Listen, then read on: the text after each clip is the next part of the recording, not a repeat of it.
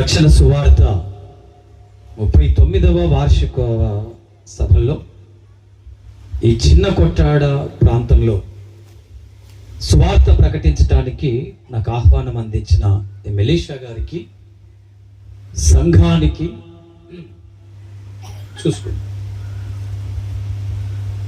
నా ప్రత్యేకమైన వందనాలు తెలియజేస్తూ, ఈ సభల్లో పరిశుద్ధాత్మ ద్వారా సువార్త ప్రకటించడానికి ఏర్పాటు చేయబడిన గత దినాల్లో వాక్యం అందించిన దైవజనులకు, నా తర్వాత వాక్యం అందిస్తున్న దైవ సేవకులకు ప్రత్యేకమైన వందనాలు చెల్లిస్తూ, అందరం ఒక్కసారి ఆ దేవదేవుణ్ణి కొంచెం బేసు ఆ దేవదేవుణ్ణి స్తుతిద్దాం. అందరం చప్పట్లు కొట్టి ప్రభువును ఘనపరుద్దాం.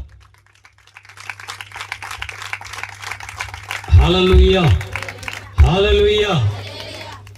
మీ చప్పట్లతో నేనే సాటిస్ఫై అవ్వలేదు, దేవుడు ఏమి అయింటాడు కదా. హల్లెలూయా, హల్లెలూయా.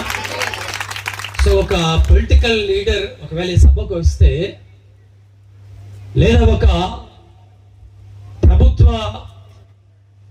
ఉద్యోగి, ఒక ఎస్పీ కానీ, ఒక డిఎస్పీ కానీ, ఒక రాజకీయ వేత్త కానీ, ఒక పారిశ్రామికవేత్త కానీ ఆ వ్యక్తిని సభ మీదకి పిలిచినప్పుడు, లేదా ఒక దైవజనుని సభ మీదకి పిలిచినప్పుడు, ఇప్పుడు మీరు కొట్టారే చప్పట్లు, అలాగే కొడతారు. సో ఇప్పుడు నేను చప్పట్లు మిమ్మల్ని ఎవరికి కొట్టమన్నాను? మరి ఎలా కొట్టాలి? సో 2 చేతులు పైకెత్తి పైన చప్పట్లు కొట్టాలి ప్రభుకు. హల్లెలూయా, హల్లెలూయా. ఎందుకంటే మన ఫస్ట్ ప్రియారిటీ దేవుడై ఉండాలి, దేవుని నామానికి మహిమ రావాలి. నా పేరు డాక్టర్ నేగల జాషువా. నేను రాయలసీమ ప్రాంతంలో దేవుని సేవలో గత 12 సంవత్సరాల నుండి ఆయన పరిచర్యలో వాడబడుతున్నాను. 2005 నేను గవర్నమెంట్ ఎలక్ట్రిసిటీ డిపార్ట్మెంట్ లో రెవెన్యూ క్యాషియర్ గా జాబ్ చేస్తుండేవాడిని. ప్రభు దర్శనాన్ని బట్టి నేను సంపూర్ణంగా నా ఉద్యోగాన్ని రాజీనామా చేశాను. అయితే యేసుక్రీస్తు ప్రభును స్వంత రక్షకునిగా అంగీకరించక ముందు, అంటే దేవుని నమ్ముకోక ముందు, ఒక భయంకరమైన పచ్చి తాగుడుపోతుడు, ఒక చెడ్డ వ్యసనాలు కలిగిన వ్యక్తిని. నా తల్లే, నా కడుపును ఎందుకు పుట్టావురా? నా తండ్రే, అసలు నువ్వు పుట్టకపోయినా బాగుండేది, ఈ బతుకు బతికేదానికంటే చచ్చేది మేలు. అలాంటి జీవితాన్ని, అంటే తాగి, అమ్మ చెప్పిన మాట వినకుండా, నాన్న చెప్పిన మాట వినకుండా, భార్య బిడ్డలను పోషించలేని పరిస్థితుల్లో, ఎవరికి ఉపయోగము లేని, ప్రయోజనకరము లేని వ్యక్తిగా పిలువబడుతున్న నా జీవితాన్ని దేవుడు ప్రేమించి చాలా అద్భుతమైన జీవితాన్ని నాకు ఇచ్చాడు. దేవుడే గనక లేకపోతే, యేసే గనక నన్ను రక్షించకపోతే, ఈ సమయానికంతా నేను మట్టిలో ఎన్నో పురుగులు నన్ను తినేసేవి, చచ్చిపోయేవాడిని. తాగి తాగి రోజు కాసు బాటిల్ తాగేవాడిని, ఒక రోజు 6-7 ప్యాకెట్లు సిగరెట్లు కాల్చేవాడిని. ఎలక్ట్రిసిటీ డిపార్ట్మెంట్ లో జాబ్ కొట్టాను. వచ్చిన జీతం అంతా కూడా తాగుడికే. చిన్న వయసులోనే బాగా అడిక్ట్ అయిపోయాను. ఇంత తాగుడుకు బానిసైపోయిన నేను ఎలా మారాను? దేవుడు నన్ను ఎలా పట్టుకున్నాడు? ఒక వ్యక్తి జీవితాన్ని దేవుడు మలవాలి అనుకుంటే, ఒక వ్యక్తి జీవితాన్ని దేవుడు మార్చుకోవాలనుకుంటే, ఎలాంటి స్థితిలో ఉన్నా, ఎలాంటి పరిస్థితుల్లో ఉన్నా ఆ వ్యక్తిని దేవుడు మార్చుకోగలడు. ఆమేన్, హల్లెలూయా. నన్ను ఇలా మార్చింది నా తల్లి ప్రార్థన, మా అమ్మ ప్రార్థన. మా ఫ్యామిలీ మొత్తం విగ్రహారాధన ఫ్యామిలీ. నేను భవానీ మాలలు, శివమాలలు, అయ్యప్ప మాలలు అండి వేశానండి. మా నంద్యాల నుండి విజయవాడకు పాదయాత్ర చేస్తున్నానండి. అన్ని తిరగని స్థలాలు లేవు, వెళ్ళని ప్రాంతాలు లేవు. ఎందుకు ఇన్ని కార్యక్రమాలు చేశాను, ఇన్ని ధరించి ఇన్ని చేశానంటే నేను ఏ తాగుడికైతే అడిక్ట్ అయిపోయానో, నా బతుకు ఎక్కడైతే చెడిపోయిందో, నేను నా భార్య పిల్లలు కూడా పోషించుకోలేని పరిస్థితుల్లో ఉన్నాను. కాబట్టి అక్కడికి వెళ్తే బాగుపడతానేమో, ఈ మాల వేస్తే బాగుపడతానేమో, ఆ మార్గానికి వెళ్తే బాగుపడతానేమని అన్ని ప్రాంతాలు తిరిగాను. తిరుమలకి వెళ్ళాను, శ్రీశైలం వెళ్ళాను, విజయవాడ వెళ్ళాను, చాలా ప్రాంతాల మటుకు తిరిగాను. ఎక్కడికి వెళ్ళినా 21 రోజు అర్ధమండలం వేస్తాను. ఆ దీక్ష అయిపోయిన వెంటనే, దీక్ష ఉన్నప్పుడు సిగరెట్ తాగము, దీక్షలు ఉన్నప్పుడు మందు తాగం. దీక్ష అయిపోయిందా వెంటనే మళ్ళీ సిగరెట్లు కాల్చడం, మందు తాగటం. నా జీవితంలో పాపాన్ని జయించలేకపోతున్నాను. అలాంటి పరిస్థితుల్లో నా తల్లిదండ్రులు ముందుగా రక్షణ పొందారు. వారు రక్షణ పొంది యేసు ప్రభును సొంత రక్షకునిగా అంగీకరించి, నా తల్లి, నేను హైదరాబాద్లో జాబ్ చేస్తుంటే కుకట్పల్లి ఈఆర్ఓలో జాబ్ చేశానండి. 2005 కుకట్పల్లి ఈఆర్ఓ జేఎన్టీయూ దగ్గర ఉంటుంది, ఆ ఎలక్ట్రిసిటీ డిపార్ట్మెంట్లో జాబ్ చేశాను. మరి ఆ జాబ్ ఈరోజు 90+ అండి. ఈరోజు శాలరీ 90,000 నెల జీతం. అలాంటి జీతాన్ని కలిగిన చక్కటి ప్రభుత్వ ఉద్యోగాన్ని దేవుడు దర్శిస్తే రాజీనామా చేసి వచ్చాను. ఎలా దేవుడు నన్ను దర్శించాడు? ఇంత భయంకరమైన చీకటిలో, ఇంత భయంకరమైన తాగుడులో 5 నిమిషాలకు ఒక సిగరెట్ కాల్చేవాడిని. తర్వాత రాయలసీమ ప్రాంతం అంటే ఎలా ఉంటుందంటే చాలా కరుడు కట్టుకుపోయింటాయి హృదయాలు.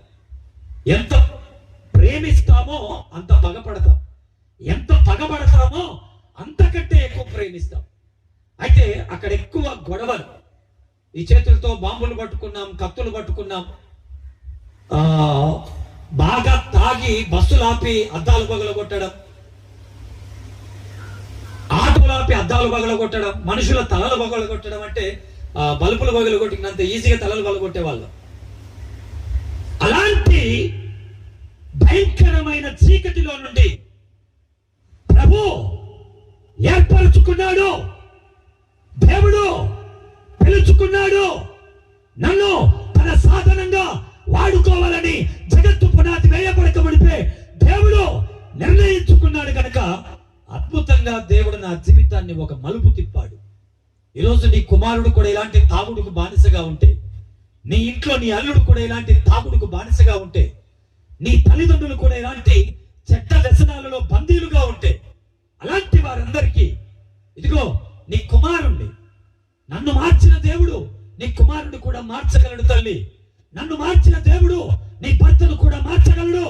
ఇంత చీకట్లో బంధించబడిన నా జీవితాన్ని దేవుడు ఎంతో అద్భుతంగా మార్చాడే. మరి నీ పిల్లలను కూడా మార్చగలడు, నీ భర్తను కూడా మార్చగలడు, నీ కుటుంబాన్ని కూడా అద్భుతంగా ఆయన మార్చి తాగుడుకు బానిసైపోయిన నీ బిడ్డలను, నీ పిల్లలను ఆయన సన్నిధిలో పచ్చని ఒలీవ చెట్ల వలె నాకులాగా నీ పిల్లలను కూడా తన సంఘం అనే తోటలో నాటుకుంటాడు. పడతారా చప్పట్లు? హల్లెలూయా, హల్లెలూయా. హైదరాబాద్ లో జాబ్ చేస్తున్నప్పుడు మా అమ్మ నన్ను చూడడానికి వచ్చి, ఆమె వచ్చేటప్పుడు బైబిల్ తీసుకొని వచ్చింది. ఈ సాక్ష్యం చెప్పేసి నేను టెస్టిమనీకి చెప్పేసి వాక్యంలోకి వెళ్తానండి. ప్రియులారా, ఆమె బైబిల్ తీసుకొని వచ్చి, ఆమె చేతిలో ఉన్న బైబిల్ నేను తీసుకొని చూశాను. ఆమె చేతిలో ఉన్న బైబిల్ ఉంటే, అప్పటికి యేసుప్రభు నేను నమ్ముకోలేదు కాబట్టి యేసుప్రభు అంటే అస్సలు ఒప్పుకునేవాడిని కాదు. నా తల్లి చేతిలో ఉన్న బైబిల్ను చూసి నేను ఆమెను ఆపి, బైబిల్ బయట పెట్టి నువ్వు ఇంట్లో అడుగు పెట్టాలి, లేదంటే నువ్వు నాకు తల్లివి కూడా కాదు, వెనక్కి తిరిగి వెళ్ళిపోని ఆమెతో గొడవ పడ్డారు. చాలా దూరం నుండి వచ్చింది కదా, ఎందుకు లే వీడితో గొడవ. ముందే నాకు బాగా ఎక్కువ కోపం అన్నమాట. కోపం వస్తే ఏం చేస్తానో నాకే తెలియదు. ఇప్పుడు కాదు, ఇంతకు ముందు. మీరేం భయపడొద్దండి. హల్లెలూయా. దేవదేవునికి స్తోత్రం కలుగును గాక. సో అలాంటి భయంకరమైనటువంటి కోపిష్టినైన నా జీవితం నా తల్లికి తెలుసు కాబట్టి బైబిల్ బయట పెట్టేసి ఆమె ఇంట్లోకి వచ్చింది. నేను ఇంట్లో పనులను చూసుకొని బయటికి వెళ్ళేసరికి బయట పెట్టిన బైబిల్ ఇంట్లోకి తీసుకుని వెళ్ళి ప్రార్థన చేస్తుంది. అప్పటికి బాగా తాగి వచ్చేసాను. ఆమె ప్రార్థన చేస్తుంటే ఒక మూలన ఆమె వెళ్ళి ఆమె చేతిలో ఉన్న బైబిల్ లాక్కొని ఆమెను కొట్టి గాయపరిచి మళ్ళీ ఈ బైబిల్ నా ఇంట్లోకి తీసుకొస్తావని ఆమెను బాగా దుర్బలాసలాడాను, గాయపరిచాను. అడ్డు వచ్చిన పిల్లలను, కుటుంబాన్ని కూడా చిత్రవదన చేశాను.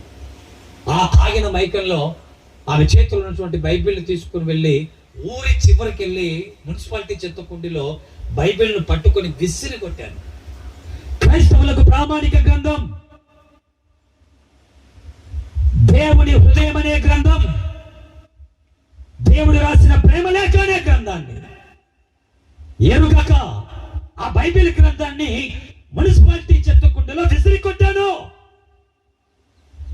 విసిరి కొట్టేసి బాగా తిట్టి ఇంట్లో వచ్చి పడుకున్నాను. రాత్రి ప్రభు నన్ను దర్శించాడండి.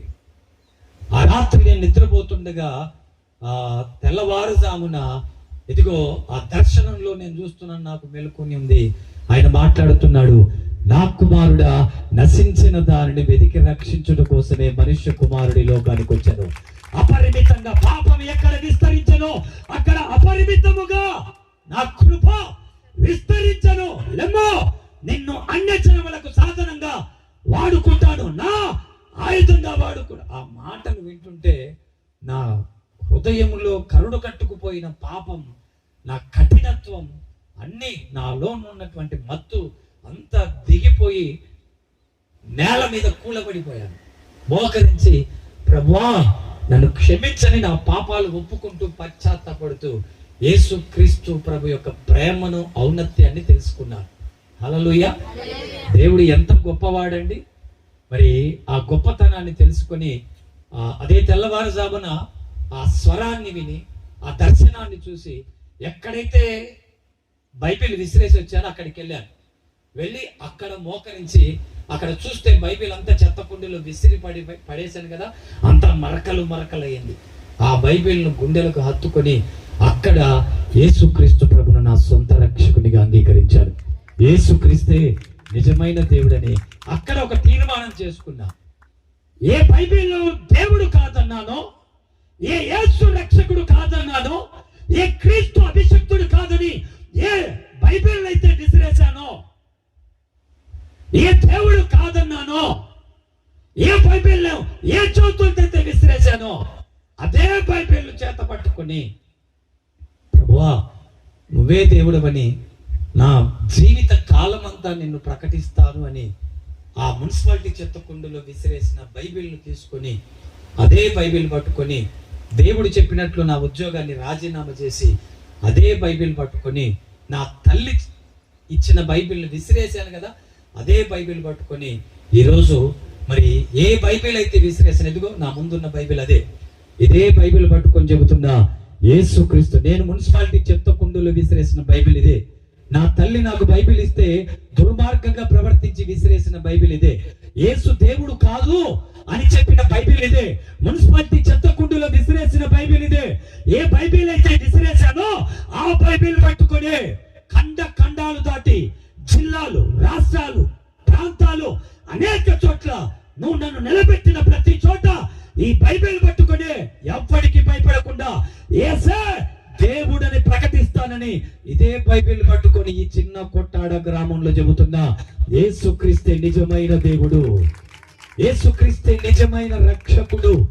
అలా ఈ బైబిల్ పట్టుకొని కొన్ని వందల గ్రామాలు, రాష్ట్రాలు, జిల్లాలు, దుబాయ్, అబుదాబి, అనేక దేశాలు, అనేక ప్రాంతాలు వెళ్ళి సువార్త ప్రకటించి మరి నేను నా సాక్ష్యాన్ని వివరించి ఎంతో మంది తాగుబోతులను మార్చి మరి వైశ్యాస్, కమ్మ, రెడ్డి, బలిజ, కాపు, చాకలి, మంగలి ఇలా ఎన్నో కమ్యూనిటీస్ లో అనేకమైనటువంటి ఆత్మలను రక్షించి ఆ ఉద్యోగాన్ని రాజీనామా చేసి నంద్యాల ప్రాంతానికి వచ్చి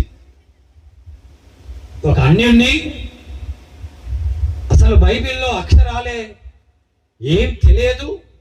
అలాంటి నా జీవితాన్ని దేవుడు ఆత్మ ద్వారా నింపి 9 సార్లు 21 రోజు గదిలోకి వెళ్తే బయటకు వచ్చేవాడిని కాదు. 9 సార్లు 21 రోజు ఉపవాస ప్రార్థనలో గడిపి దేవుని కృపావరాలను, దేవుని యొక్క అద్భుతమైనటువంటి శక్తిని, దేవుని యొక్క బలమైన అభిషేకాన్ని పొందుకొని రాయలసీమ ప్రాంతంలో సేవ చేయడం అంటే చిన్న విషయం కాదండి. ఎందుకంటే అక్కడ అనుభవించి చెబుతున్నాను నేను. ఇక్కడ ఉన్నట్లు ప్రేమ, ఇక్కడ ఉన్నటువంటి ఆప్యాయత అక్కడ కూడా ఉంటుంది. కానీ కన్నింగ్ మైండ్ అంటే మాకేదైనా అవసరం ఉంటేనే ఆ వ్యక్తులతో మేము ఇంటరాక్ట్ అవుతాం. పగబట్టామా, ఆ ప్రాంతాల్లో పగబట్టారా, తలలు నరికి గుమ్మాలకు కట్టేస్తారు. రాయలసీమ రక్త చరిత్ర అందరికీ తెలిసిందే. కానీ ఇప్పుడు తగ్గిపోయాయి ప్రభు కృపను బట్టి. ఎందుకంటే రాయలసీమ ప్రాంతంలో నాలాంటి దైవజనులను ఎంతో మందిని ప్రభు లేపి పగలను, కక్షలను, ఈర్ష్య, ద్వేషాలను అన్నిటినీ కాల్చేసి ప్రేమతో ఎంతో మంది దైవజనుల ద్వారా సంఘాలు కట్టి రాయలసీమ ప్రాంతంలో మాలాంటి సేవకుల ద్వారా ఎంతో మంది తాగుబోతులను మార్చాడు. ఎన్నో కుటుంబాలను, కరుడుగట్టుకుపోయినటువంటి హృదయాలను, భగ్నమైపోయిన ఎంతో మంది జీవితాలను దేవుడు మార్చి ఎన్నో కుటుంబాలను అద్భుతకరంగా ఆశీర్వదిస్తున్నాడు. మరి దేవుడు నా ద్వారా అలాంటి కృపావరాలతో నింపి ప్రభు బలంగా వాడుకుంటున్నాడు. ఈరోజు అసలు 1 రూపాయి లేని, తినడానికి తిండి మెతుకులు లేను, ఉద్యోగం రాజీనామా చేసి వదిలేసి వచ్చిన తర్వాత అందరూ వదిలిపెట్టారు. ఇక ఈవెన్ ఫ్యామిలీ కూడా వదిలేసింది నన్ను. ఏమో ఉద్యోగాలు, డబ్బు, ఆస్తి, అంతస్తు, బంగళా, బంగారం, హోదా ఇవన్నీ ఉంటేనే మా అక్క, మా బావ, మా తమ్ముడు, మా చెల్లి అంటారు. ఏం లేకపోతే ఎవ్వడు పట్టించుకోడు. ఈరోజు మన పరపతిని చూసి, మన డబ్బును చూసి, మన హోదాను చూసి, మన అందాన్ని చూసి ప్రేమించే వాళ్ళు చాలా మంది ఉంటారు. కానీ నీ పరిస్థితులను చూసి ప్రేమించగలిగిన ఒకే ఒక్కడు నిజమైన దేవుడు యేసుక్రీస్తు ప్రభువారు. ఆ దేవుని కృప. ఉద్యోగాన్ని వదిలేసిన తర్వాత అందరూ వదిలిపెట్టారు నన్ను. ఈవెన్ ఫ్యామిలీ, కన్న తల్లిదండ్రులు కూడా వదిలేశారు. సేవకు వచ్చిన తర్వాత ఈ 12 ఏళ్ల సేవా చరిత్రలో చాలా కష్టాలు అనుభవించాను. తినడానికి తిండి లేని పరిస్థితులను అనుభవించాను. ఎన్నో ఇబ్బందులు పడ్డా. సేవలో చాలా నలిగిపోయాను. అలా సేవలో తినడానికి లేని పరిస్థితుల్లో ప్రభువా, నేను నమ్ముకునే ఉద్యోగాన్ని రాజీనామా చేసి వచ్చాను కదా, నన్ను దీవించయ్యా, నన్ను ఆశీర్వదించయ్యా అని ప్రభును ప్రార్థించడం మొదలు పెడితే దేవుడు ఒక్కొక్క మెట్టు ఆశీర్వదించుకుంటూ వచ్చాడు. ఈరోజు అదే నంద్యాల నడిబొడ్డులో 1 ఎకరా స్థలంలో కొన్ని కోట్ల రూపాయల వ్యయంతో దేవుడు నా చేత మందిరం కట్టిస్తున్నాడు. ఎందుకు పనికిరాని నన్ను నా తండ్రి లేపాడు. ఒక వ్యక్తిని దేవుడు ప్రేమించడం ప్రారంభిస్తే, ఒక వ్యక్తిని దేవుడు ఆశీర్వదించడం ప్రారంభిస్తే, ఒక వ్యక్తిని దేవుడు తన చిత్తంలో పెట్టుకొని ఒక వ్యక్తిని దేవుడు ప్రపంచానికి పరిచయం చేయాలని ఆలోచిస్తే, దేవుడు ఒక నిర్ణయం తీసుకుంటే పెంట కుప్ప మీద ఉన్న వారిని దేవుడు పైకి లేపుతాడు. హల్లెలూయా, హల్లెలూయా, దేవునికి మహిమ కలుగును గాక.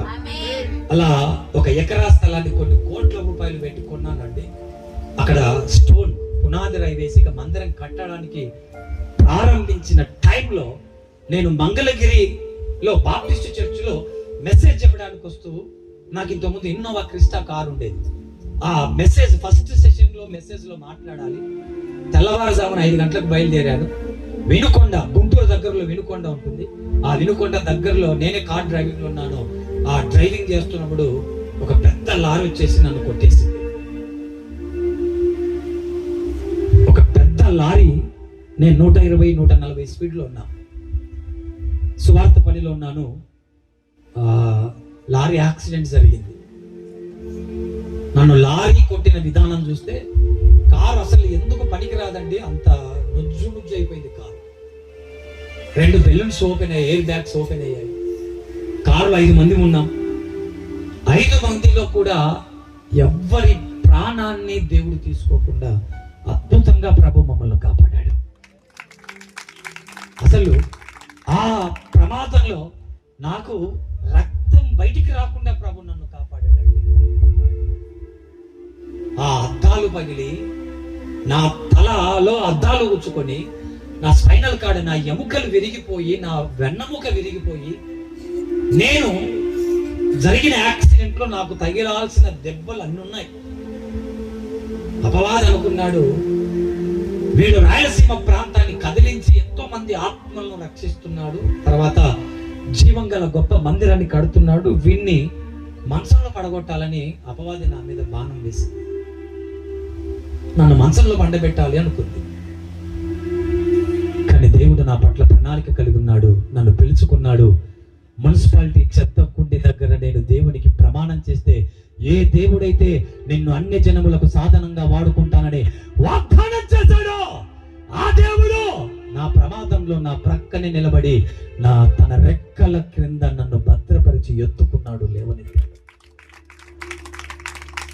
నిజంగా దేవుడు చాలా గొప్పవాడండి. ఆ ప్రమాదంలో నా ప్రాణాన్ని దేవుడు కాపాడి నా ఎముకకు ఆజ్ఞాపించాడండి సాధారణకు దేవుడికి. ఆ ప్రమాదంలో నా ఎముక, నా మోకాలు భాగంలో నుంచి తొడ భాగంలో ఎముక ఫ్రాక్చర్ అయింది. సర్జరీ చేశారు. ప్రజెంట్ రాడ్లు ఉన్నాయి కాలు మొత్తం రాడ్లు ఉన్నాయి లోపల. అంటే నాకు జరిగిన ప్రమాదం సెకండ్ లైఫ్ దేవుడు ఇచ్చాడు నాకు. డాక్టర్లు అన్నారు ఎముక విరిగి మొత్తం చిట్లిపోయి పిండి మాత్రం అయిపోయిందంటే ఎముక లోపలంతా పిండి మాత్రం అయిపోయింది కదా, బయటికి రక్తం రాలేదే అని ఆలోచన చేశారు. ఇలా ఉంటే ఎముక మధ్యలో గ్యాప్ ఏం లేదు, మొత్తం తీసేశారు ఎముక. మినిమం నువ్వు భూమి మీద అడుగు పెట్టాలంటే 10 నెలలు 11 నెలలు సంవత్సరం అవుతుందన్నారు. కానీ నా దేవుడు 3 నెలలకే నన్ను భూమి మీద అడుగు పెట్టించాడు. హల్లెలూయా. నాకు యాక్సిడెంట్ అయినప్పుడు మీ అందరికీ తెలిసిన వాళ్ళు ఉన్నారు ఎవరైనా? నాకు యాక్సిడెంట్ అయినప్పుడు తెలిసిన వాళ్ళు ఉన్నారు. So thank you. సో అలా యాక్సిడెంట్ అయినప్పుడు ఎంతో మంది సేవకులు నా మీద జాలి పడ్డారు. చాలా మంది సేవకులు నా కోసం ప్రార్థన చేశారు. బెల్లంపల్లి ప్రవీణయ్య గారు తెలుసుకొని నా మంచం దగ్గరకు వచ్చారు. చిలకలూరుపేట శాలం రాజన్న నా విషయం తెలుసుకొని బెడ్ దగ్గరకు వచ్చి ప్రార్థన చేసి వెళ్ళారు. ఇంకా జ్యోతిరాజు గారు, చాలా గొప్ప గొప్ప ప్రముఖులు, సేవకులు. అంటే అంత స్ప్రెడ్ అయిందన్నమాట నా యాక్సిడెంట్. దేవుడు అద్భుతంగా అనేక సేవకులు, సంఘాలు, విశ్వాసులు, అనేకుల ప్రార్థనలతో దేవుడు అద్భుతంగా లేపి మళ్ళీ 6 నెలలకంతా అంత ప్రమాదంలో కూడా హాస్పిటల్లో ఉండే కాలు కుంటుకుంటూనే పోయి బల్ల ఇచ్చి సంఘాన్ని కట్టాడు. అలాగే రాట్లు పెట్టుకొని ఈరోజు అనేక దేశాలు తిరుగుతున్నాను, అనేక ప్రాంతాలు తిరుగుతున్నాను. దేవుడు అద్భుతంగా వాడుకుంటున్నాడు. హల్లెలూయా, హల్లెలూయా. ప్రభువునకు స్తోత్రం కలుగునుగా. చెప్పండి, నా పట్ల దేవుడు ఉన్నాడా లేడా? నేను దేవుని చిత్తంలో ఉన్నానా లేనా? నేను ఎలా దేవుని చిత్తంలో, దేవుని ప్రణాళికలో ఉన్నానో, నాకు ఎన్ని కీళ్లు జరిగాయి, ఎంత చెడ్డ వ్యసనంలో ఉన్నాను, అసలు నా జీవితం అసలు తినడానికి అన్నం వెతుకులేని నా పరిస్థితిని దేవుడు ఎలా నా లైఫ్ టర్న్ చేశాడు. అంటే దేవుడు ఒక వ్యక్తిని ప్రేమిస్తే, ఒక వ్యక్తిని దేవుడు ఈ భూమి మీదకి పంపించి ఏర్పాటు చేసుకుంటే ఆ వ్యక్తిని ఎలాగైనా మార్చగలడు. నేను ఎలా దేవుని చిత్తంలో ఉన్నానో మీరందరూ కూడా అలాగే దేవుని చిత్తంలో ఉన్నారు కాబట్టే ఈరోజు ఈ కొట్టాడ గ్రామంలో కూర్చున్నారు, ఈ సంఘంలో ఉన్నారు. లేకుంటే తాగుబోతుల గుంపులో ఉండేవాళ్ళం, తిరుగుబోతులతో ఉండేవాళ్ళం, ఎక్కడో పొలాల్లో పనులు చేసుకుంటూ ఏం దేవుడులే, ఏం ప్రార్థనలే అనుకుంటూ డబ్బు సంపాదనలో ఉండేవాళ్ళం. అయితే దేవుడు నిన్ను ప్రేమించాడు, ఆయన చిత్తంలో ఉన్నావు కాబట్టి ఈ రోజు ఈ సభలో నిన్ను కూర్చోబెట్టాడు. నాతో నా మాటల ద్వారా నిన్ను బలపరచాలని, నా మాటలతో నిన్ను ధైర్యపరచాలని ఎక్కడో ఉన్న నన్ను తీసుకొని వచ్చి సభ మీద, ఈ వేదిక మీద నిలబెట్టి నీతో మాట్లాడటానికి, నేను ఎలా దేవుని చిత్తంలో ఉన్నానో నువ్వు కూడా అలాగే దేవుని చిత్తంలో ఉన్నావు. కన్నీళ్లతో ఉన్నావేమో, కట్టుకున్న భర్తతో నెమ్మది లేక ఏడుస్తున్నావేమో, పిల్లల అనురాగాన్ని, ప్రేమ, ఆప్యాయతలు కోల్పోయావేమో, అప్పుల ఊపిలో చిక్కుకున్నావేమో, ఒంటరి దానివై ఏడుస్తూ ఆకలితో నలిగిపోతున్నావేమో. నా జీవితాన్ని మార్చి, నా జీవితాన్ని ఆశీర్వదించి నన్ను బలంగా వాడుకుంటున్న దేవుడు మీ జీవితాల్లో కూడా విశ్వసించండి, నిరీక్షించండి. ఎదురు చూడండి.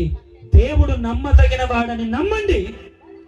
ఖచ్చితంగా దేవుడు ఒకరోజు, ఈ రోజు కాకపోయినా ఒకరోజు ప్రభు నిన్ను ఆశీర్వదించడం ప్రారంభిస్తాడు. నేను ఉద్యోగాన్ని వదిలిపెట్టినప్పుడు అందరూ నా చేయి వదిలిపెట్టారు. ఇంకా అయిపోయింది, వన్ లైఫ్ అయిపోయింది అనుకున్నారు.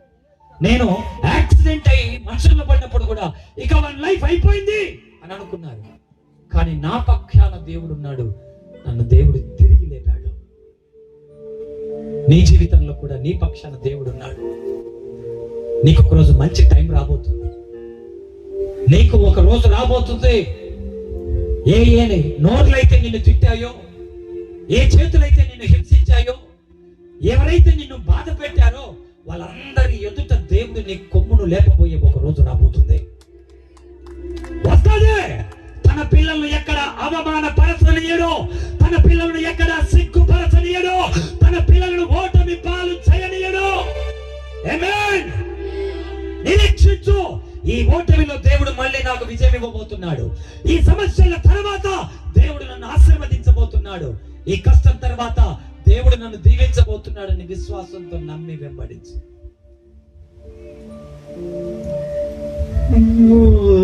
ఓడిపోనివ్వాడు యేసయ్యా,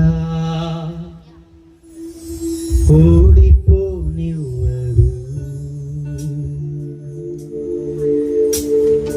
ఓటమి పాలు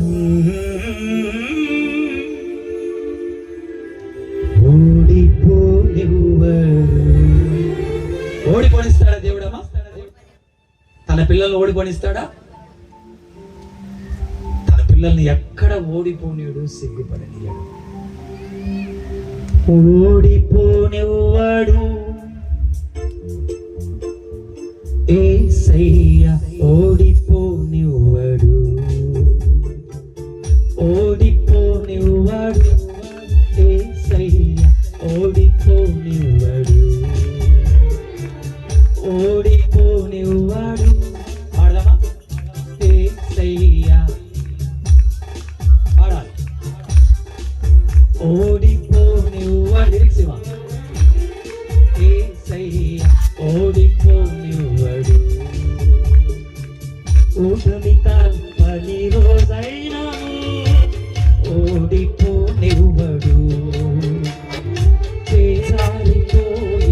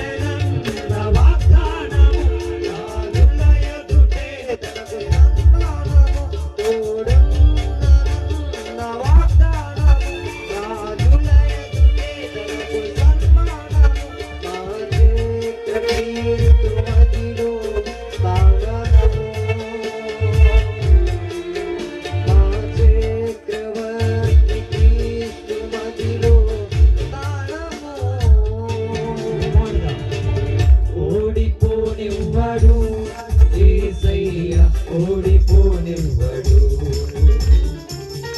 ఓడిపోనివ్వడు యేసయ్య, ఓడిపోనివ్వడు. ఓటమి తప్పని రోజైనను ఓడిపోనివ్వడు, చేదాటిపోయిన స్థితులైనను ఓడిపోనివ్వడు. ఓటమి తప్పని రోజైనను ఓడిపోనివ్వడు, చేదాటిపోయిన స్థితులైనను ఓడిపోనివ్వడు, ఓడిపోనివ్వడు యేసయ్య, ఓడిపోనివ్వడు, ఓడిపోనివ్వడు యేసయ్య, ఓడిపోనివ్వడు, ఓడిపోనివ్వడు యేసయ్య, ఓడిపోనివ్వడు. హల్లెలూయా, దేవునికి స్తోత్రం కలుగును గాక. సో దేవుడు పడిపోయిన నన్ను తిరిగి లేపాడు, చెడిపోయిన నన్ను బాగు చేసినట్టు మనందరి జీవితాల్లో కూడా గొప్ప కార్యాలు చేస్తాడని నమ్మకంతో, విశ్వాసంతో ఉండండి. నన్ను దేవుడు ఓడిపోనీయలేదు, నన్ను చెడిపోనీయలేదు, సిగ్గుపరచనీయలేదు. ఎక్కడ తలదించానో అక్కడ దేవుడు నా తలను పైకెత్తేలా చేశాడు, ఎక్కడ ఓడిపోయానో అక్కడే నన్ను ప్రభు గెలిపించాడు. మీ అందరి జీవితాల్లో కూడా అలా గెలవాలి అంటే ప్రసంగి గ్రంథకర్త ఒక మాట చెబుతున్నాడు. రండి, ప్రసంగి గ్రంథం 10వ అధ్యాయం. ప్రసంగి గ్రంథం 10వ అధ్యాయం 1వ వచనం చదువుకుందాం. పుక్కావాణి తైలములో చచ్చిన ఈగలు పడుట చేత అది చెడు వాసన కొట్టును. కొంచెం బుద్ధిహీనత త్రాసులో ఉంచిన యెడల జ్ఞానమును ఘనతను తేలగొట్టును. చాలమ్మా, దేవునికి స్తోత్రం కలుగును గాక, దేవునికి మహిమ కలుగును గాక. హల్లెలూయా, హల్లెలూయా. సో ప్రియులారా, ఈ ప్రసంగి గ్రంథకర్త ఇక్కడ తన అనుభవపూర్వకంగా ప్రసంగి వచనాలను ఇక్కడ రాశారు. ఈ గ్రంథకర్త ఎవరు? ఈ గ్రంథకర్త? ప్రసంగి కదా. ఎస్.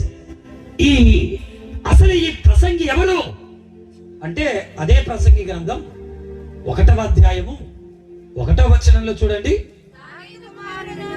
దావీదు కుమారుడును యెరూషలేములో రాజునయుండి నా ప్రసంగి పలికిన మాటలు. దావీదు కుమారుడు యెరూషలేమును రాజుగా పరిపాలించిన ప్రసంగి అతడే సొలొమోను. సో ఈ దావీదు కుమారులు దాదాపు 10 మంది కలిగినా కూడా యెరూషలేమును రాజ్య పరిపాలన చేసిన వాడు మాత్రం సొలొమోను. ఈ ప్రసంగి గ్రంథకర్తే సొలొమోను అనుకుంటున్నాం. ఇంకా ఈ సొలొమోనుకి ఎన్ని పేర్లు ఉన్నాయి ఒకసారి చూద్దాం. 2 సమూయేలు గ్రంథం. ఇక్కడ ప్రసంగి అని చదువుకున్నాం. దావీదు కుమారుడును యెరూషలేమును రాజ్యాన్ని పరిపాలన చేసిన ప్రసంగి అంటే సొలొమోనుకు ఒక పేరు ఉంది, అతని పేరు ప్రసంగి. ప్రసంగి అనే ఒక పేరు చదువుకున్నాం. 2 సమూయేలు 12 24, 25 వచనాల్లో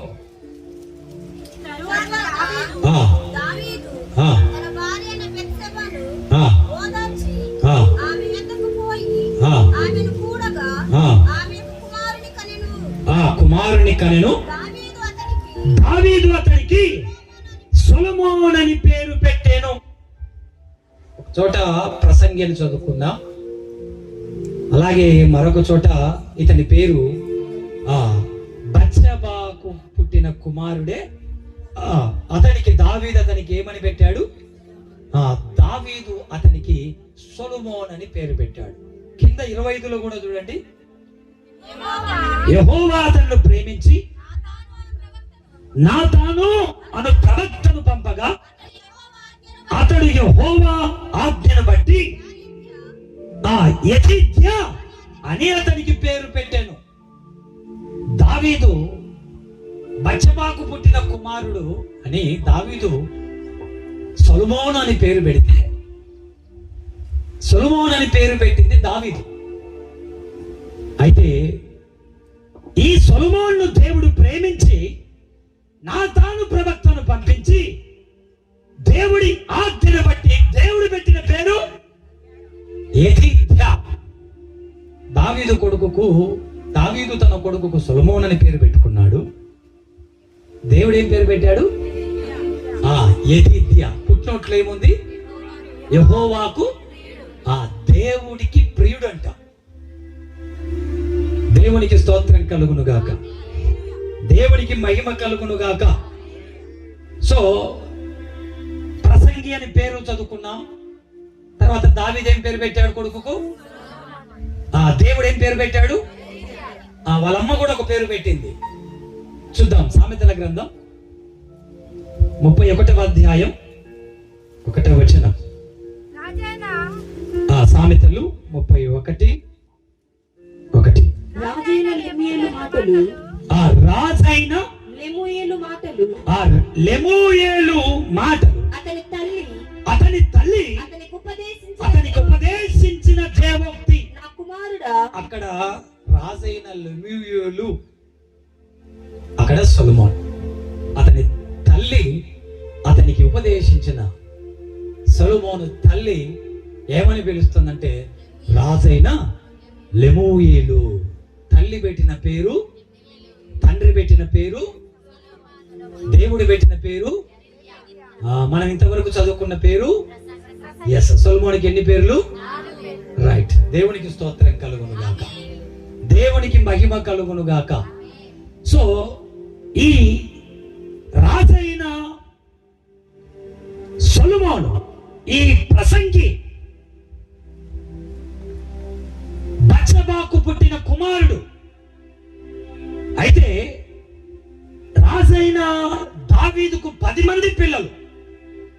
సొలొమోను కంటే ముందు హెబ్రోనులో, ఈ సొలొమోను కంటే ముందు దావీదు హెబ్రోనులో పిల్లలు కన్నాడు. అందరూ కలిపి 10 మంది. అంతకంటే ముందు పుట్టిన కుమారులలో ఏ ఒక్కడు యెరూషలేమును రాజ్య పరిపాలన చేయలేదు. సొలొమోనుకు మాత్రమే దక్కింది. ఎందుకంటే దేవుడు అతన్ని ప్రేమించాడు. సొలొమోనుకు దేవుడు ఆ వాగ్దానము చేశాడు. హల్లెలూయా, హల్లెలూయా. దేవునికి మహిమ కలుగును గాక, దేవునికి స్తోత్రం కలుగును గాక. ఈ సొలొమోను చెబుతున్నాడు, ఈ ప్రసంగి చెబుతున్నాడు. ఈ ప్రసంగి, చాలా మంది పెద్దలు ఎవరైనా అధికంగా మాట్లాడుతుంటారే అధిక ప్రసంగి అంటారన్నారా? ఈయన అధిక ప్రసంగి కాదు, మంచి ప్రసంగి. అధిక ప్రసంగి అని ఎవరినంటారు? అధికంగా ఎక్స్ట్రా మాట్లాడుతుంటారు, వాళ్ళని ఏమంటారు? అధిక ప్రసంగి అంటారు. సొలొమోను అధిక ప్రసంగి కాదు, అతిథి ప్రసంగి, అద్భుతమైన ప్రసంగి, చాలా గొప్ప ప్రసంగి. దేవునికి స్తోత్రం, హల్లెలూయా. ఇంత అద్భుతమైన ప్రసంగి చెప్పిన మాట ఏంటి? 10వ అధ్యాయం 1వ వచనం ప్రసంగి, పుక్కవాని తైలములో చచ్చిన ఈగలు పడుట అది చెడు వాసన కొట్టును. హల్లెలూయా. ఏ తైలం అంటండి? బుక్కవాని తైలం.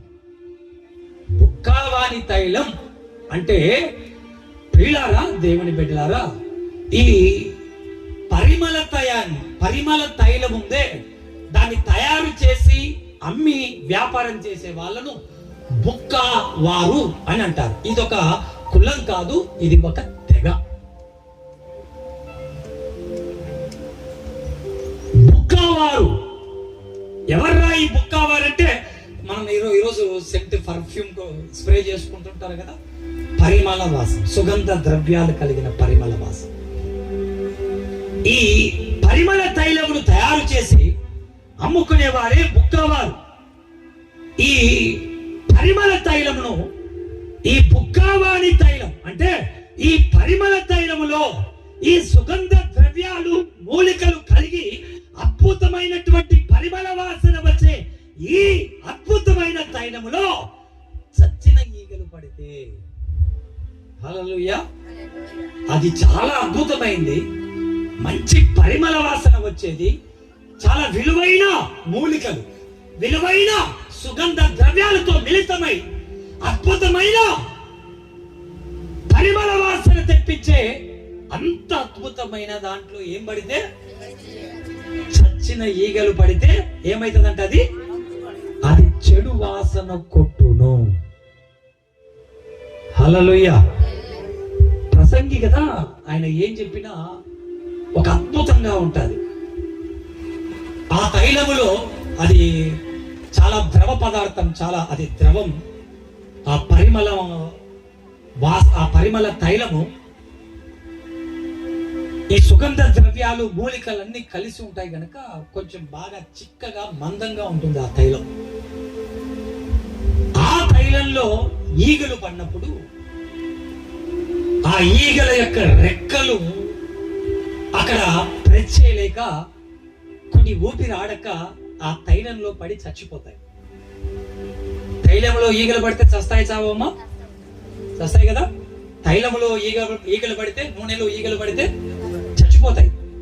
అయితే ఈ పరిమళ ద్రవ్యం, ఈ తైలములో ఈ చచ్చిన ఈగలు పడుట చేత, మరి అది చాలా మంచిది కదా, చాలా విలువ గలది కదా, వెలగలది కదా, పరిమళమైనది కదా. అయితే ఏంటి,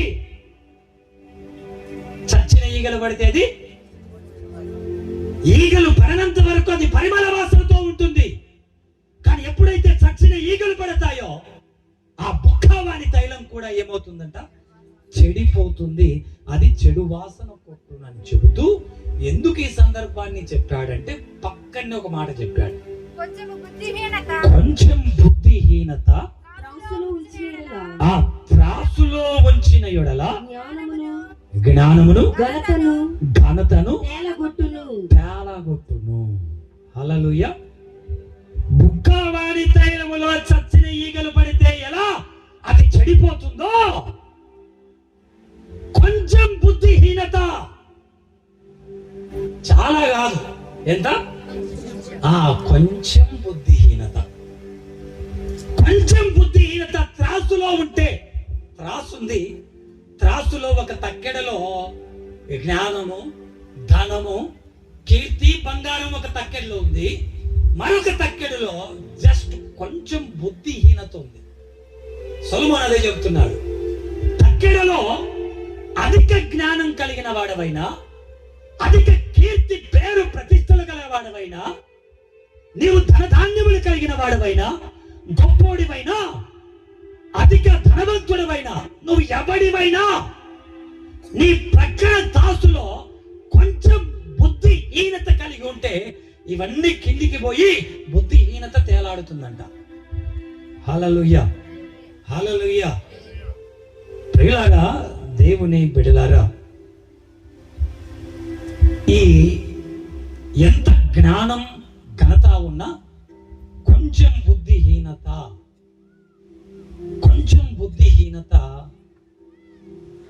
మనలో గనక ఉంటే, సొలొమోను చెబుతున్నాడు, బుద్ధి లేకపోతే, బుద్ధిహీనంగా ప్రవర్తిస్తే, బుద్ధి లేని పనులు చేస్తే, ఆమేన్, హల్లెలూయా. ఏం పనులు? ఏదైనా పని చేయడానికి కొంచెం బుద్ధి లేదా సిగ్గు శరం ఉండాలి కొంచెం అన్నట్టుంటారు. బుద్ధి లేనివాడా? బుద్ధి లేని పనులు చేస్తున్నావు. ఆ బుద్ధి లేని వాడెవడు? బుద్ధిహీనుడు. బుద్ధిహీనత,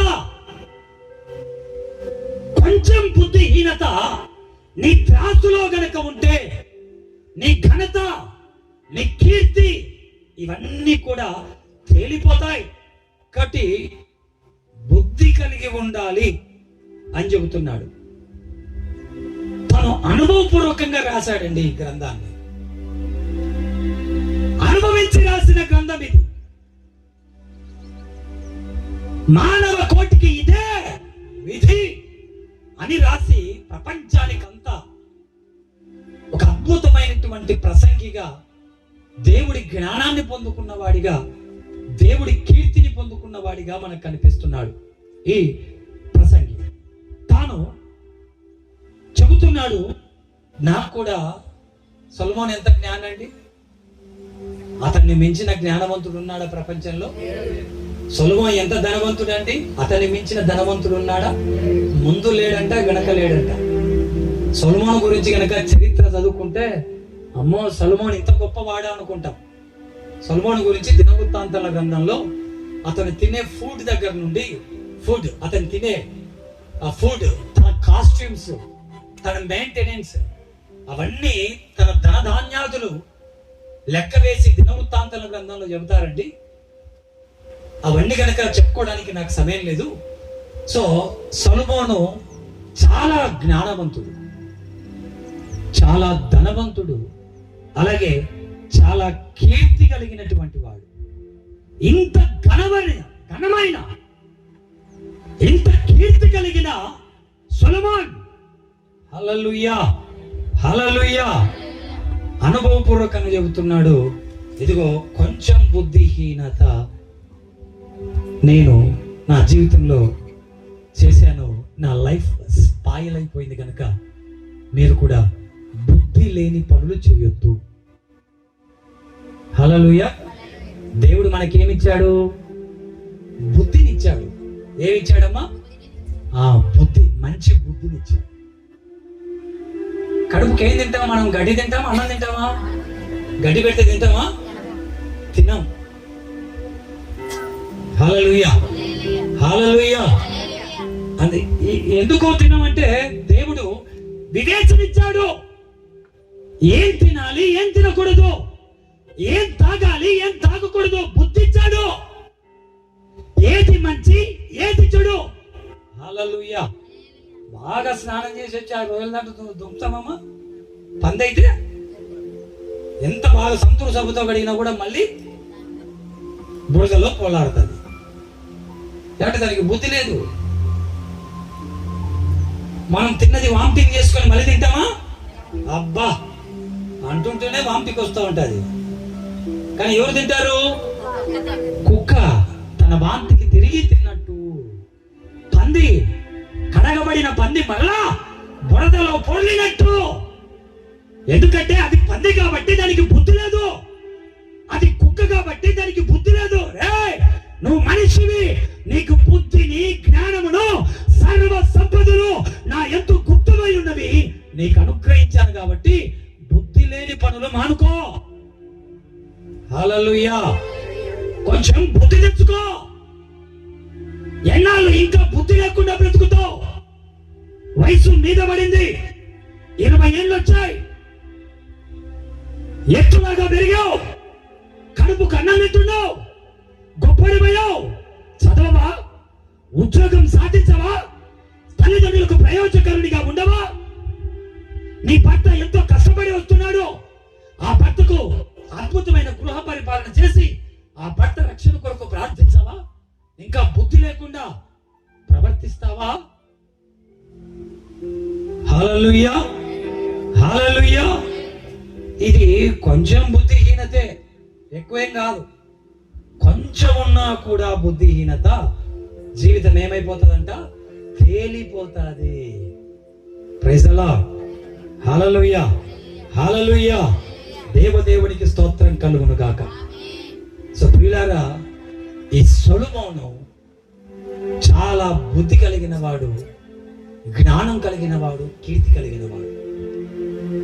సొలొమోను యొక్క జ్ఞానం, సొలొమోనుకు ఇచ్చిన ధనం, సొలొమోనుకి ఇచ్చినటువంటి కీర్తి, ప్రశంసలు. ఒక వచనాన్ని చూద్దాం. సొలొమోను ఎలాంటి వ్యక్తిగా కనిపిస్తున్నాడు. మొదటి రాజుల గ్రంథం 4వ అధ్యాయం, మొదటి రాజుల గ్రంథం 4వ అధ్యాయం 31వ వచనం. అతడు సమస్తమైన వారి కంటేను యెజ్రెయేలు అమ్మా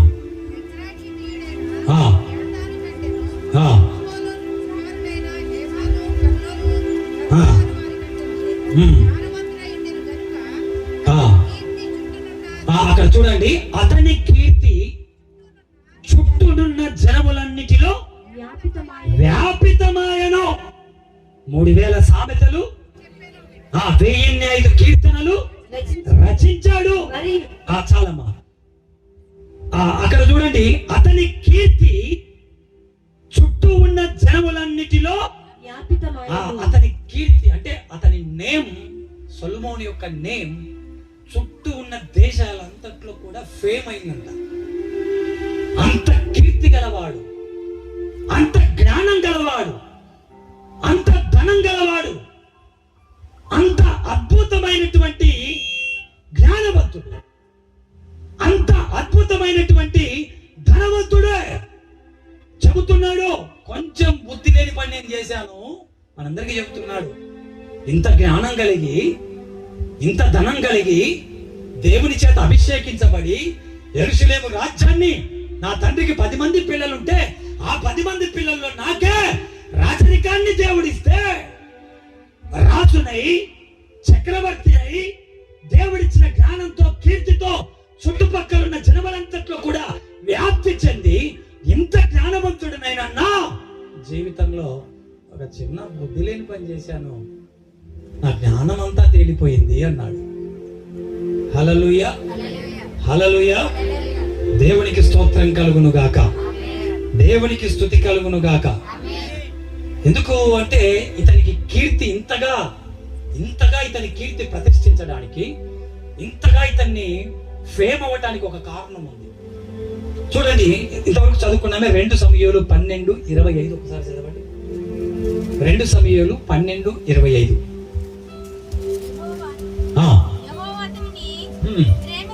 యెహోవా అతన్ని ప్రేమించి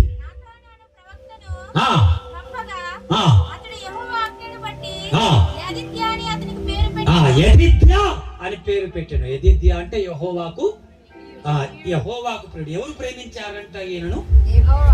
యెహోవా అతనిని, ఎవరిని? సొలొమోన్ని ఎవరు ప్రేమించారు? ఆ దేవుడే ప్రేమించాడు. దేవుడు ఒక వ్యక్తిని ప్రేమిస్తే అతని నేమ్ దేవుడు ఫేమ్ చేస్తాడు. నన్ను ప్రేమించు వారిని ఆస్తికర్తలుగా చేస్తాను అన్నాడు. హల్లెలూయా. దేవుడు తన్ను ప్రేమించు వారి కొరకు ఏమి సిద్ధపరిచాడో, ఆమేన్, హల్లెలూయా. కాబట్టి సొలొమోను ఎవరు ప్రేమించారు? దేవుడు ప్రేమించాడు. దేవుడు ప్రేమించాడు కాబట్టి అతనికి దేవుడు సొలొమోనును ప్రేమించాడు. సొలొమోను కూడా దేవుని ప్రేమించాడు. సొలొమోను కూడా దేవుని ప్రేమించాడు. దేవుని ప్రేమించాడు కాబట్టి అద్భుతమైనటువంటి మందిరాన్ని భక్తి శ్రద్ధలతో కట్టాడు. చాలా అద్భుతమైన మందిరాన్ని కట్టాడు. అలా అతన్ని దేవుడు ప్రేమించాడు కనుక అతని కీర్తి చుట్టూ ఉన్న జనములంతట్లో వ్యాపించింది.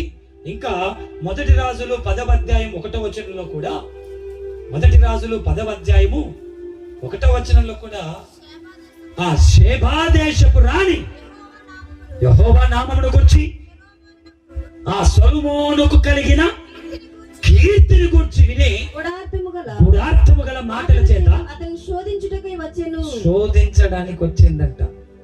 దేనికోసం వచ్చిందంటే సొలొమోనుకు కలిగిన కీర్తిని గురించి విని. ఎక్కడి నుండి వచ్చింది? ఏ దేశం? షేబా దేశం అంటే భూ దిగంతములో లాస్ట్ కంట్రీ అంటే అది అక్కడ షేబా దేశం. అంటే అతని కీర్తి భూమి చివరి వరకు, స్టార్టింగ్ టు ఎండింగ్ వరకు సొలొమోను పేరు వెళ్ళింది. ఆ దేశం యొక్క రాణే సొలొమోనుకు కలిగిన కీర్తిని గురించి హల్లెలూయా విని అతని నోటి నుండి వచ్చే తీయని జ్ఞానవచనాలు వినడానికి సొలొమోను దగ్గరికి వచ్చిందంటే చూడండి, సొలొమోనుకు ఎంత కీర్తిని దేవుడిచ్చాడు. హల్లెలూయా హల్లెలూయా. దేవునికి మహిమ కలుగును గాక, దేవునికి స్తోత్రం కలుగును గాక. ఇంత జ్ఞానం కీర్తి గలవాడు చెబుతున్నాడు మనతో. ఇంత జ్ఞానం ఇంత కీర్తి కలిగిన నా జీవితంలో బుద్ధిహీనత, కొంచెమే బుద్ధిహీనత కలిగి నేను ప్రవర్తించాను. నన్ను దేవుడు అయిన యెహోవా విడిచిపెట్టాడు. సొలొమోను చేసిన బుద్ధిహీనమైన పని చూడండి. మొదటి రాజుల గ్రంథం 11వ అధ్యాయం 1వ వచనంలో మోయాబీలు, ఎదోమీలు, అమ్మోనీలు, సీదోనీలు, హిత్తీలు అను జనులు మీ హృదయములను తమ దేవతలతో తిప్పుదురు గనుక వారితో సహవాసం చేయకూడదని, వారిని మీతో సహవాసం చేయనీయకూడదని ఇశ్రాయేలుకు సెలవిచ్చి ఉన్నాడు. అయితే రాజైన సొలొమోను ఫరో కుమార్తెను గాక ఆ జనులలో ఇంకా అనేక మంది పరస్త్రీలను మోహించి కామతురత గలవాడే ఉంచుకొనుచు వచ్చెను. 700 మంది రాజకుమార్తెలైన భార్యలను 300 మంది ఉపపత్తులను కలిగి ఉండి అతని భార్యలు అతని హృదయమును త్రిప్పివేసిరి. హల్లెలూయా. మోషే ధర్మశాస్త్రం ద్వారా ఇశ్రాయేలులకు ఒక కట్టడి ఉంది. ఏంటి ఆ కట్టడి అంటే, మీరు ఇశ్రాయేలులారా మోయాబీలతో గాని, అమ్మా వినాలి, ఎదోమీలతో గాని, హిత్తీలతో గాని, సిదోనీలతో, అన్యజనులతో మీరు సహవాసం చేయకూడదు. ఎందుకు వారితో సహవాసం చేయకూడదు అంటే, వారు అన్యజనులు. వారితో సహవాసం చేస్తే వాళ్ళ దేవతల తట్టు మీ హృదయాలను తిప్పుతారు కనుక అన్యజనులతో మీరు సహవాసం చేయకూడదు. ఇది ఇశ్రాయేలులకు కట్టడా. ఇంత జ్ఞానవంతుడు సొలొమోను, ధర్మశాస్త్రాన్ని చదివినవాడు, ఈ జ్ఞానమంతా కలిగిన ఈ వ్యక్తి ఈ ఆజ్ఞలు పట్టించుకోకుండా ఇశ్రాయేలుకు సెలవిచ్చిన యెహోవా ఆజ్ఞ, ఇశ్రాయేలుకు సెలవిచ్చిన మోషే ద్వారా ఇవ్వబడిన యెహోవా ఆజ్ఞను పట్టించుకోలేదు. ఏమైతుందిలే అని చెప్పేసి సహవాసం చేశాడు. ఎవరితో సహవాసం చేసి అతడు ఎవరితో సహవాసం చేశాడంటే, బిడ్డలారా, ఇదిగో ఫరో కుమార్తెను గాక ఆ జనులు అనేక మంది పరస్త్రీలను మోహించి అతడు 700 మంది రాజకుమార్తెలైన భార్యలను, ఇందులో ఆల్మోస్ట్ అందరూ అన్యజన స్త్రీలు. మొత్తం ఎంతమంది అండి? 1000 మంది. ఈ 1000 మందితో వీళ్ళంతా అన్యజనులు కదా, అన్యజనులతో సహవాసం చేయొచ్చా? ఎదోమీలతో, హిత్తీలతో సహవాసం చేయొచ్చా? చేయకూడదు. తెలిసినా కూడా వారితో సహవాసం ఎప్పుడైతే చేశాడో, చేసి ఫరో కుమార్తెలైన 700 మంది రాజకుమార్తెలను సరిపోలేదని 300 మందిని ఉపపత్నులను ఉంచుకొని కామ తురత గలవాడే అతడు ఉపపత్నులు కలిగి ఉండగా లాస్ట్కి ఏం చేశారంటే వీళ్ళందరూ అతని భార్యలు అతని హృదయమును ఇట్లున్న సొలొమోను హృదయాన్ని ఇట్లా తిప్పేశారు. Praise the lord. ఒక భార్య అయితే, ఇప్పుడు నా భార్య నేను ఇట్లా తిప్పేసింది, ఒక భార్య కాబట్టి మళ్ళీ నేను తిరుగుదా. 1000 మంది తిప్పి పెడుతుంటే ఎప్పుడు తిరిగేది సొలొమోను? ఈయన తిప్పుతుంటే ఇంకొక ఆమె వచ్చి తిప్పా, ఈయన తిప్పుతుంటే ఇంకొక ఆమె వచ్చి తిప్పా. ఒక్కరా ఇద్దరా? 1000 మంది భార్యలు. అతని భార్యలు స్పష్టంగా రాశాడు, అతని భార్యలు. ప్రైజ్ ది లార్డ్, హల్లెలూయా. అతని హృదయమును తిప్పివేసి 4వ వచనం చూడండి. వృద్ధుడైనప్పుడు అతని భార్యలు ఎలా తిప్పారంట? అతని హృదయమును ఇతర దేవతల తట్టు తిప్పగా అతని తండ్రి అయిన దావీదు హృదయములే అతని హృదయం దేవుడైన యెహోవా యథార్థము కాకపోయేను. సొలొమోను అస్తారోతును సీదోనీల దేవతను మిల్కోమోనీల హేయమైన దేవతను అనుసరించి నడిచెను. ఈ ప్రకారం సొలొమోను యెహోవా దృష్టికి చెడు నడత నడిచి తన తండ్రి అయిన యథార్థ హృదయముతో యెహోవాను అనుసరింపలేదు. సొలొమోను కెమోషును హేయమైన దేవతకును మొలెకు అను దేవతకును అమ్మోనీల హేయమైన దేవతకును యెరూషలేము ఎదుటనున్న కొండ మీద పీఠములను కట్టించెను, బలిపీఠాలు కట్టించెను. హల్లెలూయా. ఎలా జరిగిందంటే, ఇప్పుడు సొలొమోను యెరూషలేములో యెహోవా దేవునికి గొప్ప మందిరాన్ని కట్టించాడు. ఈ 1000 మంది ఎలా సొలొమోనుకు తగిలారో చెప్తున్నా వినండి. గొప్ప మందిరాన్ని కట్టించి ఈ మందిరం ఓపెనింగ్ కు సొలొమోను తన పరివారంతో ప్రతి దేశాన్ని చుట్టూ తిరిగొచ్చాడు. సొలొమోను చాలా అందగాడండి. ఎందుకంటే ఎవరికి పుట్టాడు? అందగత్తెకు పుట్టాడు. అందగత్తె పేరేం పేరు? బత్షెబ. బహు సౌందర్యవతి అని బైబిల్లో రాశారు. బత్షెబకు పక్కన ఏం పెట్టారు? మామూలు సౌందర్యవతి కాదు, బహు సౌందర్య, అసలు మచ్చ లేదండి. అందుకే దావీదు ఆమెతో పాపం చేయడానికి పడిపోయాడు. బహు సౌందర్యం అంటే ఒక మంచి అందగత్తెకు పుట్టినోడు సొలొమోను. ఆ సొలొమోను ఎవరంటే మంచి అందగాడు. అతని హైట్, అతని వెయిట్, అతని పర్సనాలిటీ చాలా అందగాడు. ఈ సొలొమోను ఒకప్పుడు ఆ దేవాలయం కడుతున్నప్పుడు భక్తి శ్రద్ధలతో బంగారంతో దేవాలయాన్ని కట్టాడు. కట్టిన ఈ దేవాలయాన్ని నా దేవుడైన యెహోవా సమస్త దేవతల కంటే గొప్పవాడు అని ప్రపంచానికంతా తెలియజేయాలని అన్ని దేశాల రాజుల దగ్గరికి, రాణుల దగ్గరికి ఇన్విటేషన్ కార్డు తీసుకొని పోయాడు. ప్రతి దేశం దగ్గరికి అమ్మా ఇదిగో ఇన్విటేషన్ కార్డు తీసుకొని వెళ్ళాడు. ఈ అందగాడు ఇంకా వివాహం కాలేదు.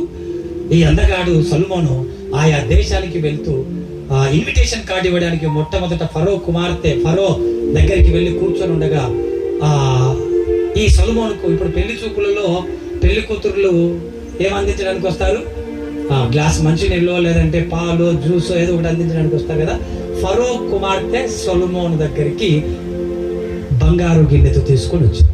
సొలొమోను చూసింది, సొలొమోను ఫరో కుమార్తెను చూశాడు, ఇద్దరికి నచ్చింది, పెళ్లి చేసుకున్నాడు. సొలొమోను పేరు చాలా ఫేమ్ కాబట్టి అతడు అక్కడ ఇన్విటేషన్ కార్డు ఇవ్వడానికి వెళ్ళాడు. అమ్మాయిని చూశాడు, నచ్చింది, వివాహం చేసుకున్నాడు. ఇది అన్ని దేశాలకు తెలిసిపోయింది. అన్ని దేశాలకు తెలిసిపోతే సొలొమోను ఎక్కడ ఇన్విటేషన్ కార్డు ఇవ్వడానికి ఏ దేశానికి వెళ్తున్నాడో, సొలొమోను వస్తున్నాడు అనేసరికి ఫరో కుమార్తెలు మొత్తం రెడీ అయి కూర్చుంటున్నారు. నన్ను పెళ్లి చేసుకోవాలి, నన్ను పెళ్లి చేసుకోవాలి. మొత్తం వెళ్ళిన చోటంట మనోడు అందగాడు కదా, చాలా అద్భుతంగా ఇతన్ని చూసిన వెంటనే అందరూ యాక్సెప్ట్ చేస్తున్నారు, చూసిన వాళ్ళందరితో. కానీ సొలొమోను ఆ టైంలో మోషే ద్వారా ఇజ్రాయెల్కి ఇవ్వబడినటువంటి యెహోవా ఆజ్ఞను కొంచెం బుద్ధిహీనుడై మర్చిపోయాడు. వారితో సహవాసం చేయకూడదు, ఎందుకంటే వారు తమ దేవతల తప్పు నీ హృదయాన్ని తిప్పేస్తారు కనుక. ఆమేన్. ఇలా అన్ని దేశాలు తిరిగాడు. అలా ప్రయాణంలోనే 700 మంది రాజకుమార్తెలు, 300 మంది ఉపపత్నులను సంత పెట్టుకున్నాడు. వీళ్ళందరూ ఏం చేశారంట? మొత్తానికి సొలొమోను హృదయాన్ని తిప్పేశారు. ఇప్పుడు ఏం జరిగిందంటే, సొలొమోను యెహోవా దేవునికి యెరూషలేములో ఏం కట్టాడు? నీ దేవుడికి నువ్వు మందిరం కట్టావు కదా, ఇదిగో అస్తారోతు అను సీదోనుల దేవతకు కూడా నాకు ఒక మందిరం కట్టాలి. ఫస్ట్ భార్య, నువ్వు నీ దేవుడికి మందిరం కట్టావు కదా, నా దేవతకు కూడా నువ్వు మందిరం కట్టాలి. ఏం చేస్తాడు? కట్టాడు. ఫస్ట్ భార్యకు మందిరం కట్టాడని రెండో భార్యకి తెలిసింది. ఈమె ఏమని చేసింది?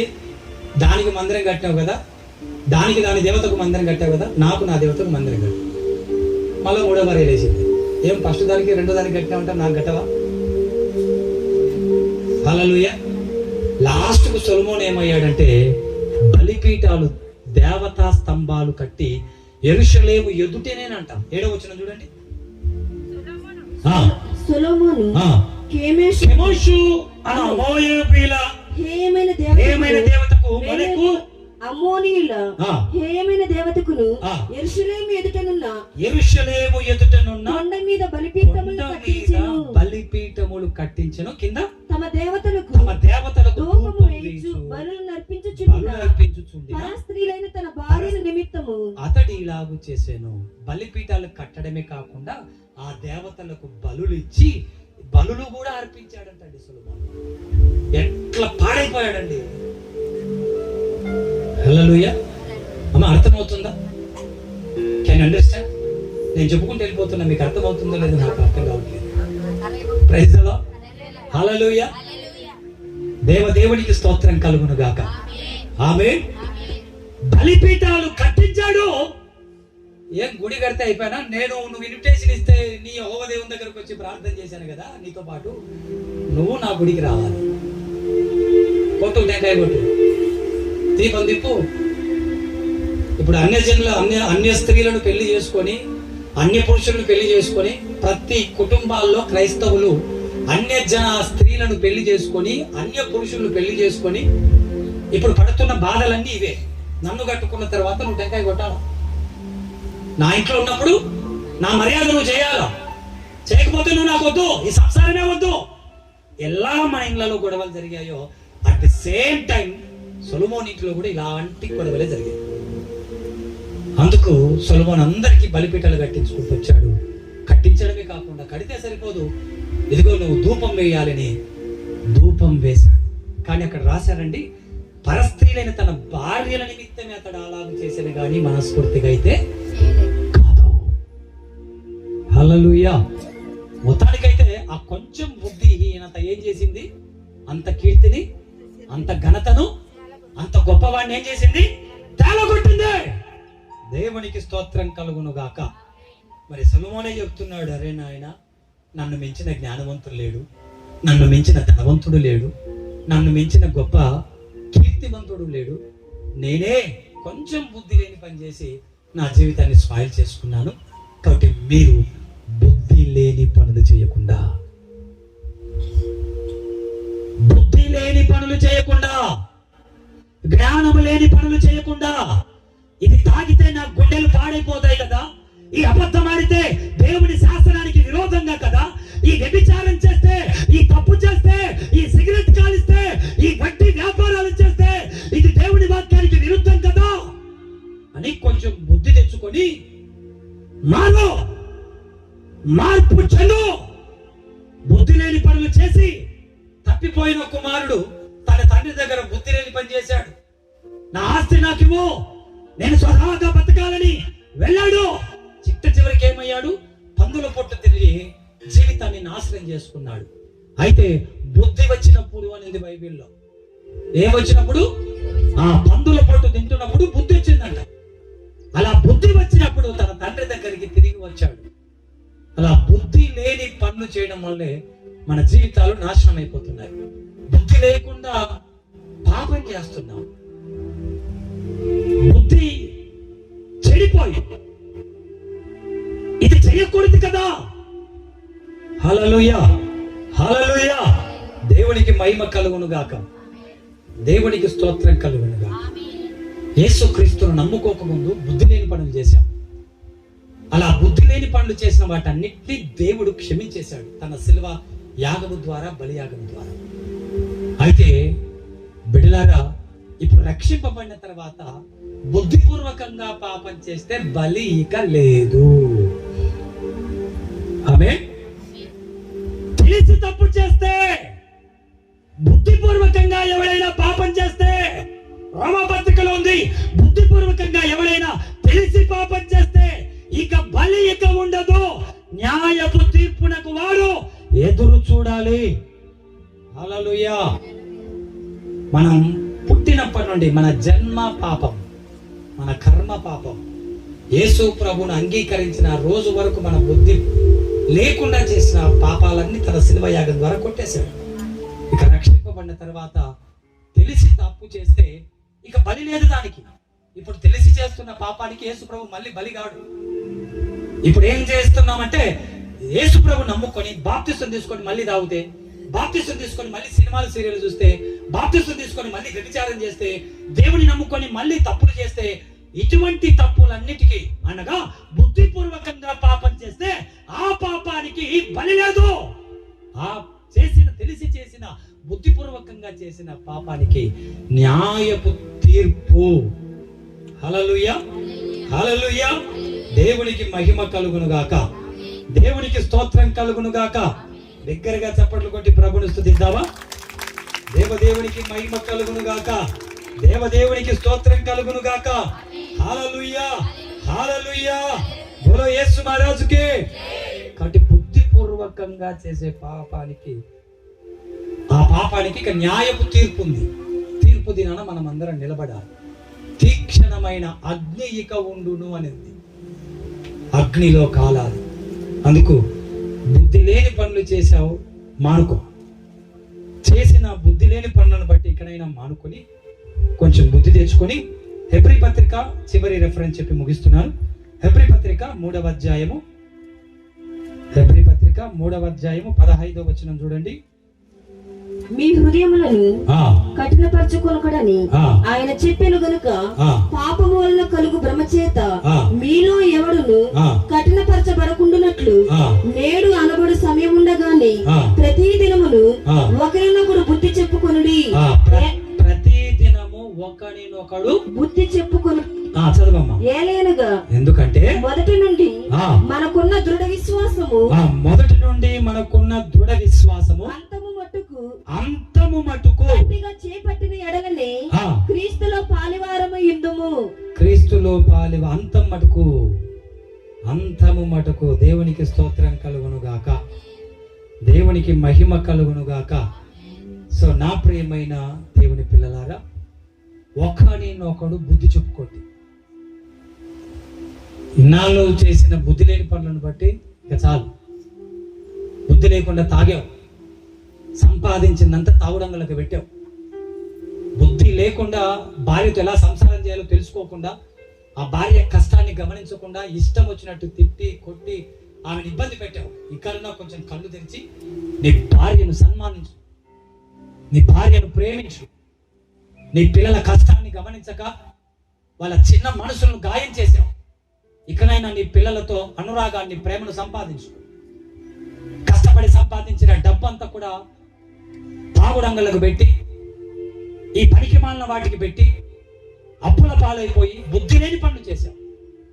మాను, ఇకనైనా మానుకొని బుద్ధిహీనత ఇక కొంచెం ఉన్నా కూడా నీ త్రాసు పైకి తేలుతుంది. నువ్వు ఎంత జ్ఞానవంతుడమైనా, ఎంత ధనవంతుడమైనా, ఎంత పేరు కీర్తి నీకున్నా, కొంచెం బుద్ధిహీనత. హల్లెలూయా, హల్లెలూయా. నోరుంది కదా అని ఇష్టం వచ్చినట్టు మాట్లాడకుండా కొంచెం బుద్ధి తెచ్చుకొని ఎంత మాట్లాడాలో అంత మాట్లాడి, ఎలా ఉండాలో అలా ఉండి కొంచెం కళ్ళు తెరవాలని దేవుని యొక్క వాక్యం ఈరోజు మనకు సెలవిస్తుంది. కాబట్టి ఒకరినొకడు బుద్ధి తెచ్చుకోండి. బుద్ధి ఎక్కడొస్తుంది మనకు? ఎక్కడుంది బుద్ధి? బుద్ధి, జ్ఞానము, సర్వ సంపదలు ఆ యెహోవా యందు గుప్తములై ఉన్నవి. ప్రభువా, నాకు మంచి బుద్ధిని ఇవ్వండి ప్రభువా. నా శత్రువులను ప్రేమించే బుద్ధి నాకు ఇవ్వండి ప్రభువా. పాపాన్ని జయించే ఆ శక్తి నాకు ఇవ్వండి ప్రభువా. నాకు మంచి జ్ఞానం ఇవ్వండి ప్రభువా. మంచి బుద్ధిని ఇవ్వండి ప్రభువా. మా అత్తను ప్రేమించే బుద్ధి ఇవ్వండి. నా తల్లిదండ్రులను గౌరవించే బుద్ధి నాకు ఇవ్వండి. ఏది సత్యమో, ఏది అసత్యమో, ఎలా బతకాలో నాకు జ్ఞానం ఇవ్వండి అని దేవుని దగ్గర మనం కోరుకోవాల్సింది డబ్బు, బంగారం, ఐశ్వర్యం, ఉద్యోగం ఇవి కాదు. దేవుని కోరుకోవాల్సింది మంచి బుద్ధి, మంచి జ్ఞానము, దేవుని కృపావరాలు, దేవుని శక్తిని మనం పొందుకొని అంతం వరకు గట్టిగా పట్టుకోవాలంట. హల్లెలూయా. బుద్ధి తెచ్చుకొని అంతం వరకు ఎవరైతే గట్టిగా క్రీస్తును పట్టుకుంటాడో ఆయన వచ్చేంత వరకు బుద్ధి లేని పనులు చేయకూడదు. సరే, బుద్ధి లేని పనులు చేసి ఏం సంపాదించావు? తాగి ఏం సంపాదించావు? బుద్ధి లేని పనులు చేసి నీ కుటుంబాన్ని ఏ స్థితికి తీసుకొని పోయావు? అప్పుల పాలైపోయావు, ఓడిపోయావు, పిల్లలతో అనురాగాన్ని పోగొట్టుకున్నావు, సంసారాన్ని నాశనం చేసుకున్నావు, జీవితాన్ని పాడు చేసుకున్నావు. ఇకనైనా ఇప్పుడైనా బుద్ధి తెచ్చుకొని కళ్ళు తెరిచి ఆ తాగుడు మానుకొని, ఆ సినిమాలు సీరియల్ మానుకొని, దేవుని నమ్ముకొని కూడా ఇంకా సినిమాలు సీరియల్ ఏంటి? దేవుని నమ్ముకొని కూడా ఆ బంగారం మీద ఆపేక్ష ఏంటి? దేవుని నమ్ముకొని కూడా ఆ డబ్బు మీద పిచ్చేంటి? అన్ని మానో. ఈ ధనం, డబ్బు ఏది శాశ్వతం కాదని తెలుసుకొని కళ్ళు తెరిచి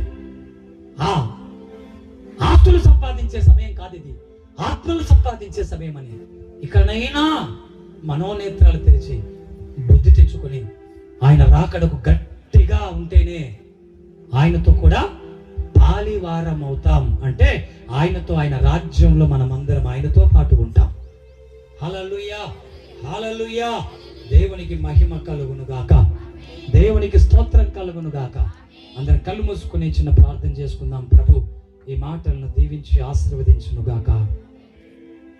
కళ్ళు మూసుకుని చివరి ప్రార్థనలో నాతో మాట్లాడవు తండ్రి.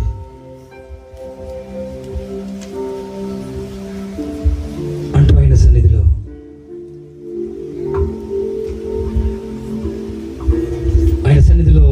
ప్రభువా నీకు వందనాలు.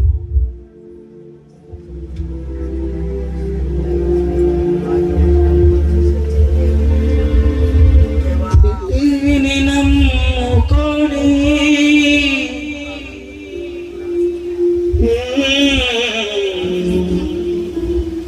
బుద్ధి జ్ఞానము నిదానమని నీ చెంతకు చేరాలి